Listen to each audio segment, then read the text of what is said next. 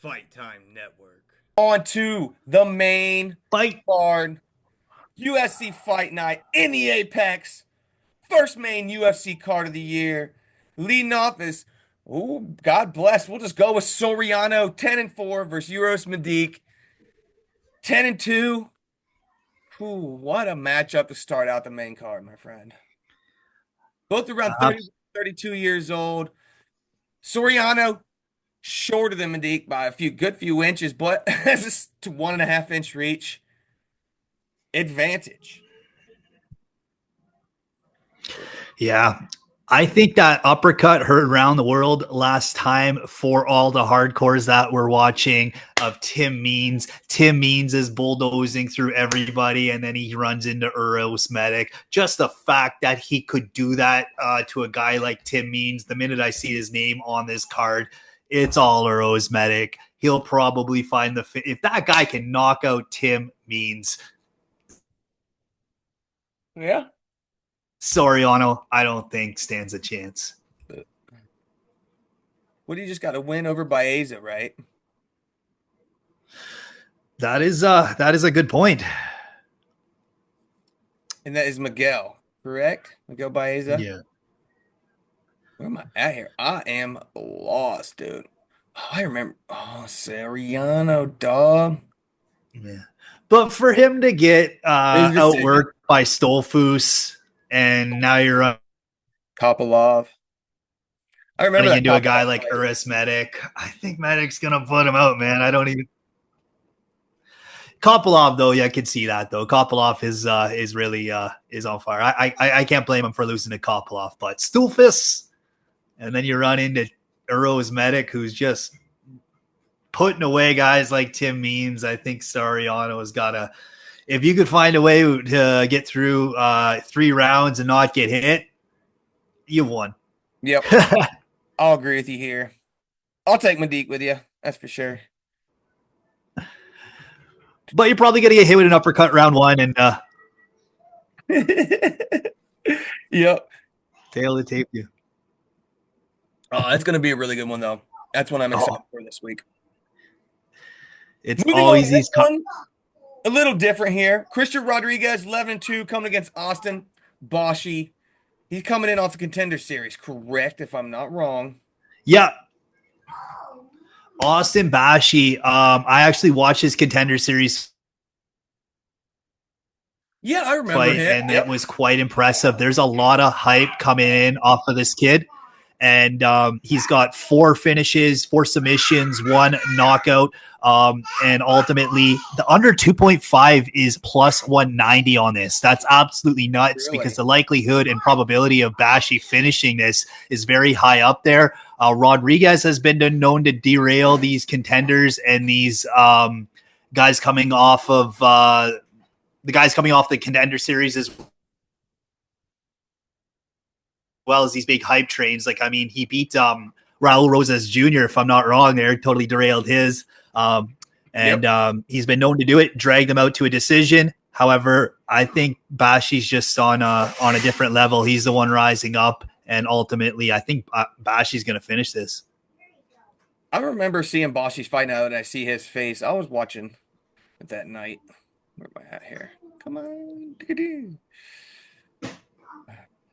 You really don't have too much to look at from Boshi, though. He got Rodriguez coming off loss to Rosa. 4 straight wins before that. Man, this is a good one. It's just different because we really don't have much to compare from Boshi. What do you off LFA, correct? Yeah. I think he had a record in the LFA. He was championship. No, he did not go through. He just kind of came out of nowhere.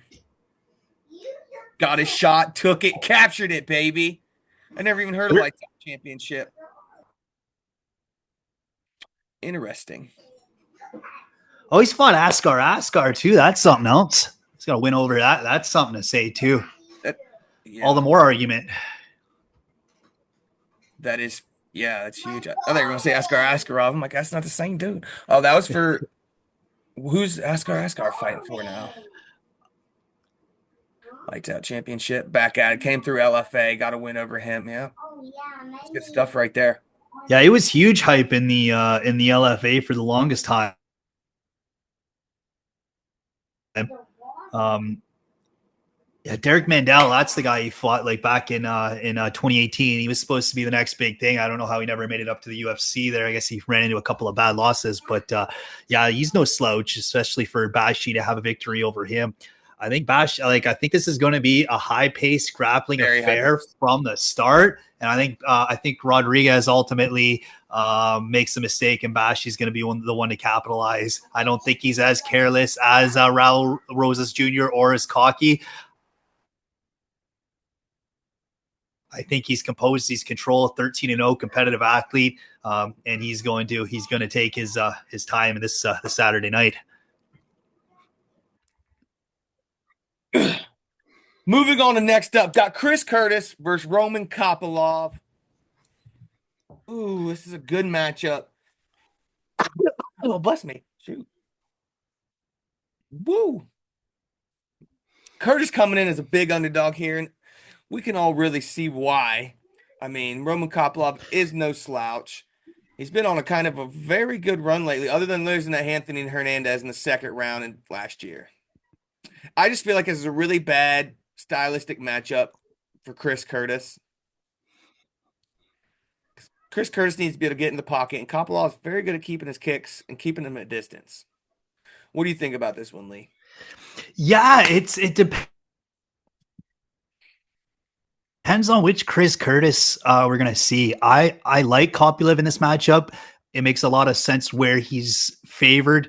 He's one of my personal favorites to win this weekend.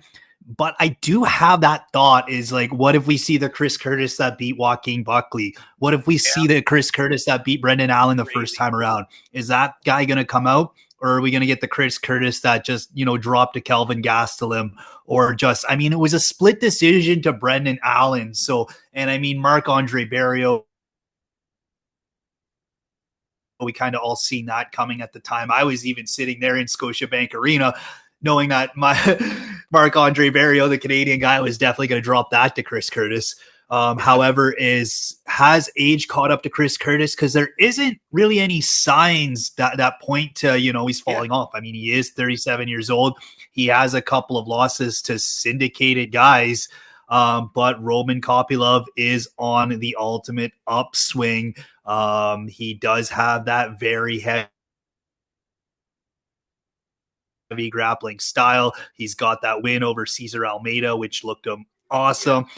Claudio Ribeiro, that head kick from hell, knocked him out. So is Chris Curtis going to have the tenacity to deal with a fight game of Kopylov? It is the question. I'm thinking not quite, and my money's ultimately going to be on Kopylov. What was round 2, no contest against Imavov? I don't remember that fight. I wish I could have found him because Imavov kind of fights like Kopylov does. I wish I'd have went back and rewatched that fight. But don't underestimate Chris Curtis. He can come in and It's an clip eye him hard. poke. I'm pretty sure it was an eye poke. Was it an eye poke? Yeah. Yeah, it was an eye poke, yeah.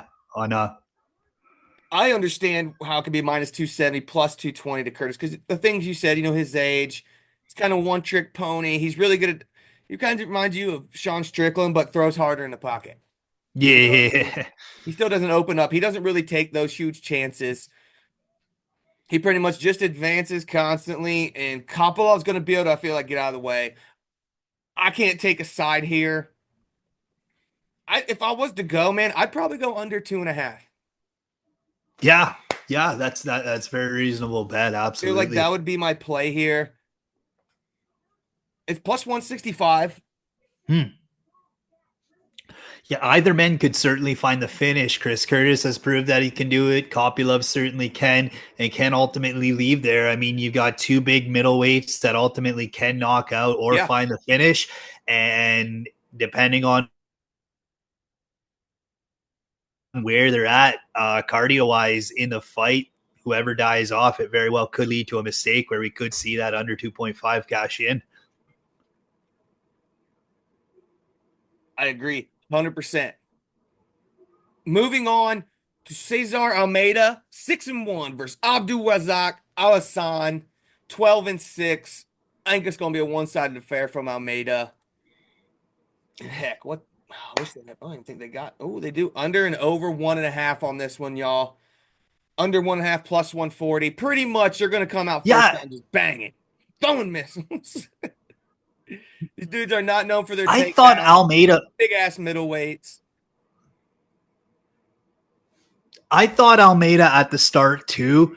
When I saw the big marquee, you got 6'1" Almeida, like obviously he is quite favored, and there's a reason why. However, when you go and look at the stats, though, like defensively, Al Hassan's better, and his accuracy in the takedowns a little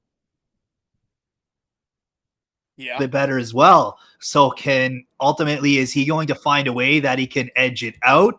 Is there it's going to be drawn to a decision? How is Almeida's cardio? Is it going to hold up against Al Hassan? I mean, he does have the experience and he has all the statistics ahead of him, according to numbers, which never add up in MMA. However, we do see these upsets all the time, and they usually are the case of just those numbers standing out, because you're wondering, like, well, how did that guy lose? And then you go back and look at those actual statistics and you're like, oh, well, I guess it makes sense. Yeah. Arm trial choke. Round 2. Oh, man. This is a really hard one to pick a side. I'm going to be realistic with you. Is because Almeida's not really known for taking people down Yeah. and submitting them. And that's where, like you're saying, Al Hassan, that's where his only weakness is. I'm going through his stats, looking at his numbers. I mean, he got arm triangle choked out by Joe Pyfer late round 2. Pretty sure he was heavily gassed. He knocked out Ribeiro round 2. Split decision with Buckley. Like, get out of here, dude. That was only back in 2022. I know it's before we turned on the burners. He was kind of living that hype train. I think that was back for when he got that kick to that dude's face, that ninja kick. Yeah, and he was still fighting at middleweight at the time, too. This is before he went down to 170, started bullying everybody like Covington. So really, if you are looking, I mean, I'm not sure. I might pop him into something. You never know. But if you're looking for an underdog, if the books were to matter and you compare stats, this is what you want to do right here. Take an underdog shot on Halasan. Not necessarily, he may come out and shit a brick. Yeah. But statistically, yeah, he's 12-6. Almeida's 6-1. Not But quite those sure. those 12 ultimately could result in the difference. We've seen it happen before, and that lack of experience can definitely play a major factor into who wins and who loses. And who knows? Maybe the odds have it right on this one, but we see it time and time again. These guys with this, that half losing record come and face one of these up and comers that are 6-1, 7-0, and that 7-0 guy ends up getting his first big L. Facts when it comes to that. We've seen it way too many times. Moving on to your co-main event, Santiago Ponzinibbio versus Carlston Harris.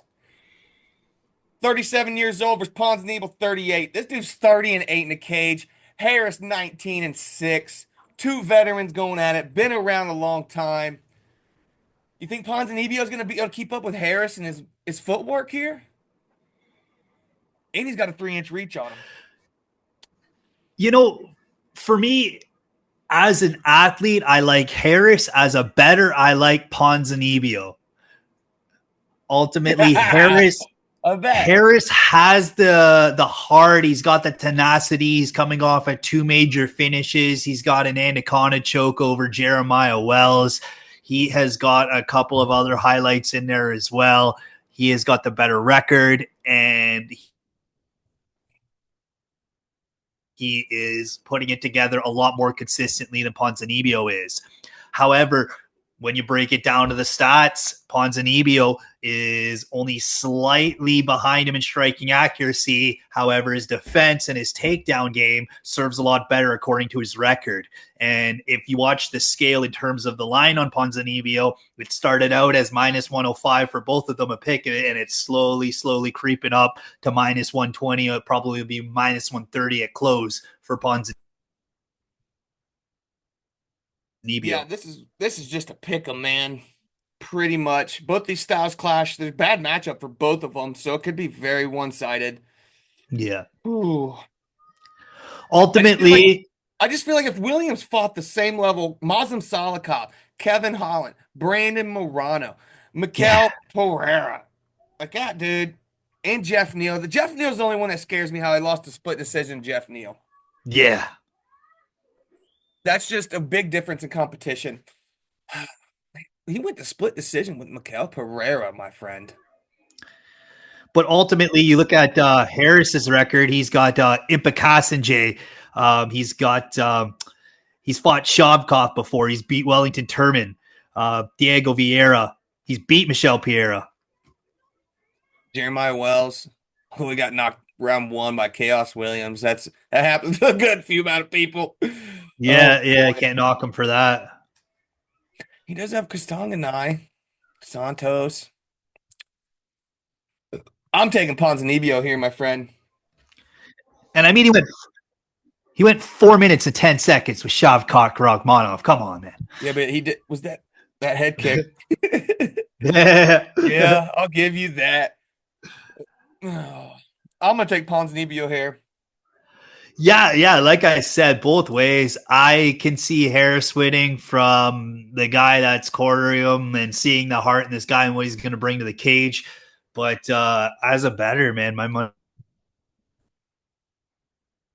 on Ponzinibbio. It just makes more sense in the probabilities of all things that can occur in an MMA fight. Moving on to your main event, the UFC Fight Night opening card 2025. We got the ladies up in here. Mackenzie Dern, 14-5 versus Ribas, Amanda Ribas, 13-5. This is gonna be a really big match. Was Mackenzie Dern, which one just had a kid like 4 months before they last fought? I want to say it was Ribas Mackenzie because Dern I'm looked pretty very sure Mackenzie sloppy. Dern's Went back and kids are rewatched quite it. older. Yeah. And Ribas pretty much manhandled her that whole fight until the third round. Mackenzie Dern, her overhands were actually starting to land in the third round against Ribas. And now that it's a 5 round fight, into which last week my video, I forgot about it. It's going 5 rounds. And Mackenzie Dern's cardio has never ceased to hold up. Yeah.